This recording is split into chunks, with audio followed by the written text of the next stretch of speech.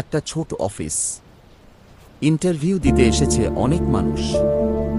রুমে ঢুকেই সবাই একটা জিনিস খেয়াল করল, মাঝখানে একটা চেয়ার উল্টে পড়ে আছে, কিন্তু কেউ সেটাকে ঠিক করল না। একজন একজন করে ঢুকছে আর বেরিয়ে আসছে। শেষে ঢুকল এক সাধারণ ছেলে। সে থামল, একটু তাকালো, তারপর চেয়ারটা তুলে ঠিক জায়গায় রাখল। কিছুক্ষণ পর Next, please. তাকে Yes. ডাকা হলো ইন্টারভিউয়ের জন্য।